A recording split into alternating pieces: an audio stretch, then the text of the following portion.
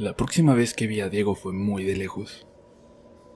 Él estaba asomado desde una de las ventanas de su casa y la mitad de su cara estaba cubierta por una venda, cubriendo sus heridas.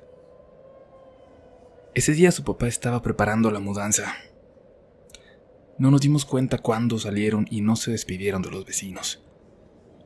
Entendíamos que las mudanzas por aquel entonces eran comunes y no se hacía alboroto cuando una familia se iba de la colonia, pero, aún con la premura, solo Carlos, mi madre y yo sospechábamos que algo tuvo que ver con lo sucedido aquella noche. Carlos desde entonces salía conmigo cada día que era posible, sobre todo cuando yo tenía que regresar tarde del catecismo o de casas de mis amigos.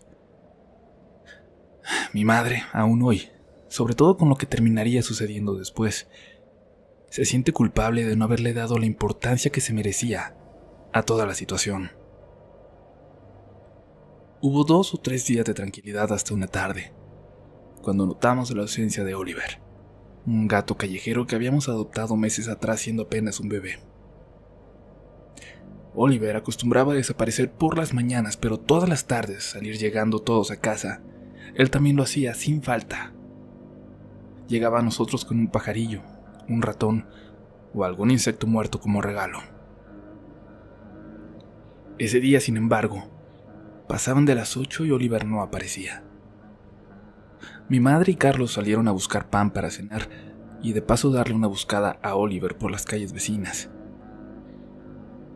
Yo me quedé solo con Mari Carmen, que dormía en la habitación contigua.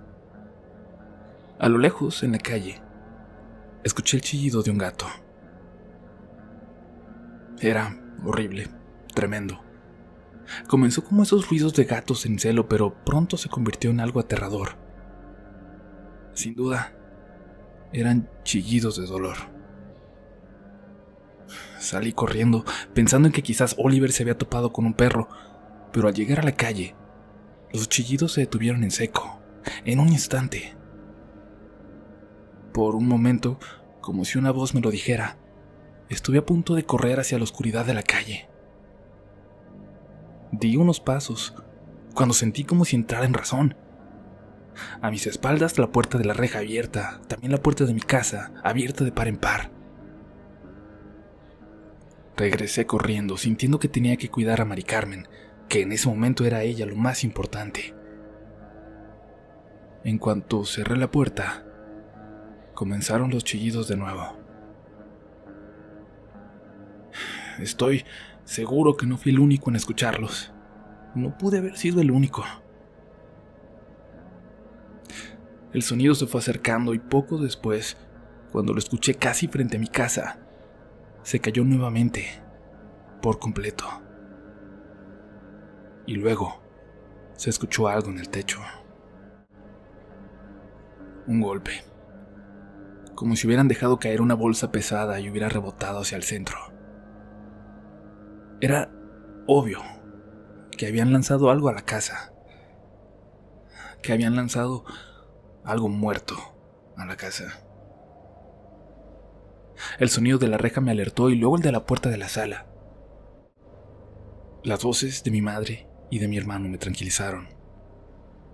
Venían bromeando, felices.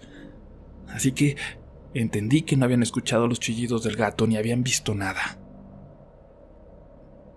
Lo que pasó a continuación fue mi error, lo sé, pero no les dije nada en ese momento. Era tan difícil que hubiera momentos así, de tranquilidad, de bromas o de risas, que preferí esperar. Preferí callarme y esperar. Y esto quizás es un sentimiento que solo reconocerán aquellos que hayan vivido en familias con tantos problemas como la mía. Mientras cenábamos, escuché un movimiento en el techo. Imperceptible para los demás, pero no para mí, que no podía dejar de pensar en lo que había ocurrido apenas hace un rato. La cena siguió, y de pronto, algo pareció sacudirse con fuerza ahí arriba. Y esta vez todos lo notaron. Carlos se puso rápidamente su chamarra para subir a revisar. Yo salí deprisa detrás de él, intentando llegar antes. Y es que él amaba a Oliver más que nadie, y yo sentía que tenía que evitarle un impacto mayor, si en realidad era nuestro gato, lo que ahora estaba en el techo. Le dije que subiría yo, y que él detuviera la escalera de madera que utilizábamos. Está a punto de romperse, y si tú te caes yo no puedo atraparte, pero tú a mí sí, le dije, y me hizo caso. Cuando subí, a lo lejos pude ver una figura. Era Oliver, o eso creí yo. Sin embargo, estaba parado, mirando hacia la calle, dándome la espalda. Le hablé y no me hizo caso. Le chiflé, le llamé de todas las formas con las que nos obedecía, pero no se inmutaba. ¿Qué tiene?, preguntó mi hermano. ¿Está bien? Sí, le dije, no te preocupes. Pero justo mientras decía eso, Oliver, o el gato que estaba en nuestro techo, volteaba lentamente hacia mí, como si supiera lo que yo hacía para no alarmar a mi hermano, como si esa criatura pudiera burlarse de mí. Lo que vi entonces es una de las cosas que me atormentan cada noche al intentar dormir, aún hoy cada que cierro los ojos. Cuando volteó, una media sonrisa en el gato me congeló el corazón, y es que una parte del rostro del animal parecía ser el de un niño. Un rostro muy parecido al de Diego. Instintivamente di un paso hacia atrás que me hizo caer de las escaleras. Caí sobre Carlos, que no calculó mi peso, y nos dimos un buen golpe. Después de eso solo recuerdo que ambos lloramos y que mi mamá de alguna forma pudo cargarnos a ambos y nos metió a la casa.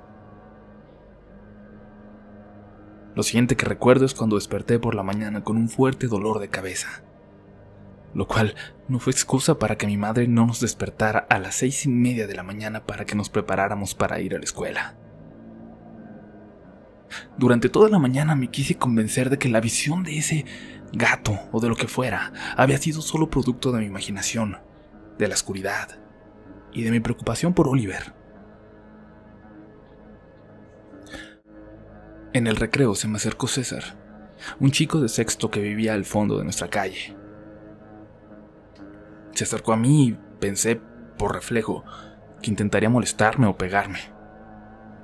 Era una reacción cuando un niño más grande se acercaba a mí o a alguien de mi grupo de amigos.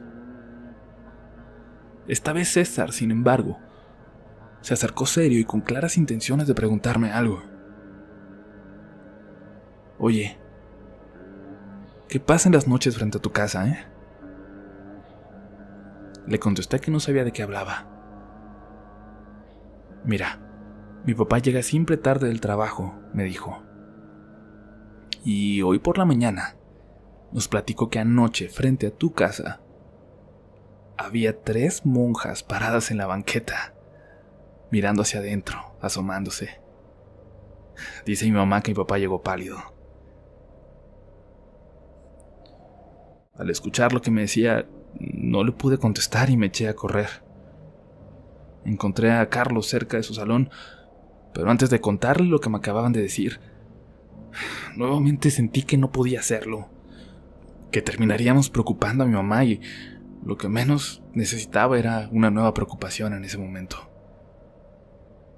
Era un sentimiento extraño. Creía que al ocultarlo era menos real, que si no hablaba de las cosas que estaban ocurriendo simplemente dejarían de pasar. Quise olvidarme del asunto y le pedí permiso a mi mamá para quedarme en casa de Raúl, uno de mis amigos del salón que tenía una colección de juguetes de los Caballeros del Zodiaco, que nos hacía soportar un poco que fuera tan presumido.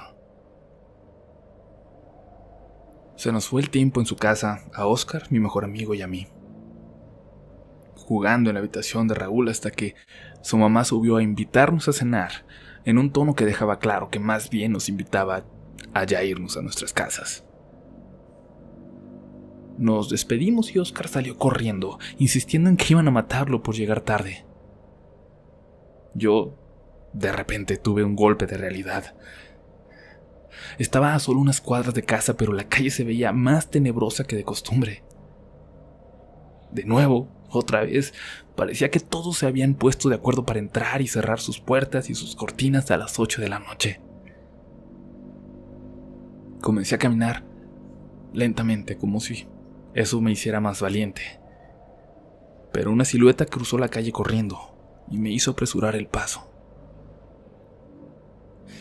Era un gato cruzando la calle, quizás un simple gato, pero la visión de la noche anterior se volvió cada vez más presente.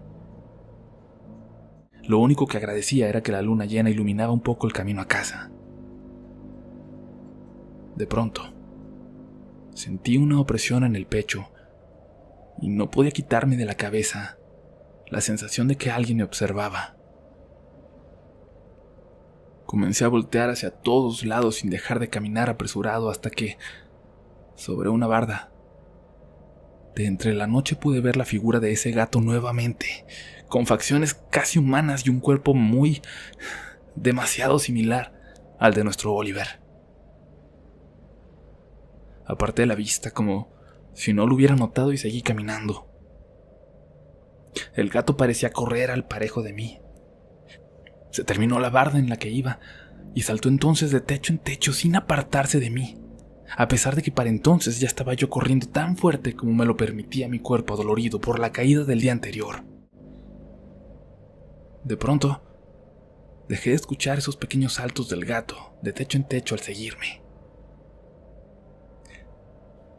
El cansancio me obligó a parar casi al llegar a la calle de mi casa y a mirar alrededor, asegurándome de que esa bestia no me siguiera observando desde algún rincón.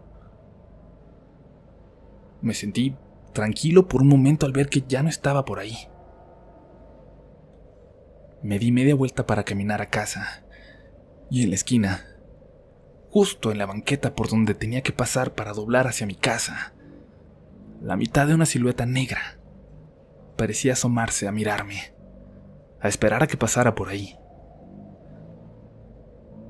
En cuanto la vi, volvió a esconderse y la perdí de vista. No necesitaba mucha imaginación para darme cuenta de que esa silueta era de alguien, de una persona vestida o disfrazada de monja. En ese momento estaba tan solo a unos 150 metros de mi casa, y sin embargo sentí que nunca más iba a volver a ver a mi mamá o a mis hermanos. Y empecé a llorar, sabiendo que no podía volver a casa de Raúl, pero tampoco podía acercarme a mi casa sin tener que atravesar por donde esa figura me esperaba. Deseaba con todo mi corazón que nada de eso estuviera pasando de verdad y abrir los ojos en un momento y despertar en casa junto a mi mamá y verla preparar la cena. Y cuando tenía esa imagen en la cabeza, una risita detrás de mí me hizo dejar de llorar. Era el niño gitano, que se reía de mí, pero de alguna forma no lo sentía como una burla. Antes de que pudiera decirle algo, me tomó de la mano y comenzó a correr hacia la calle de mi casa. Y no supe cómo, pero corrí con él, muerto de miedo. Y al dar vuelta en mi calle, 3 figuras vestidas de monjas esperaban por nosotros, agazapadas en la banqueta, y al vernos se echaron a correr como para atraparnos. El niño lanzó una piedra que se estrelló en la cara de una de las monjas, que ni siquiera se inmutó, pero que llamó suficientemente su atención como para que me pasaran de largo a mí y lo siguieran a él. ¡Corre! ¡Corre!, me gritaba sin dejar de reír, y el niño corrió calle abajo con las 3 figuras siguiéndolo muy, muy de cerca. Yo entré a mi casa y soporté un terrible regaño de mi madre por haberme tardado nuevamente. Mientras me regañaba y me decía lo molesta que estaba conmigo, yo no hacía más que abrazarla, agradecer esa oportunidad de estar con ella de nuevo. Pero, al mismo tiempo, no podía dejar de pensar en la suerte del niño gitano. y esperar, desear con todas mis fuerzas que hubiera sido más veloz,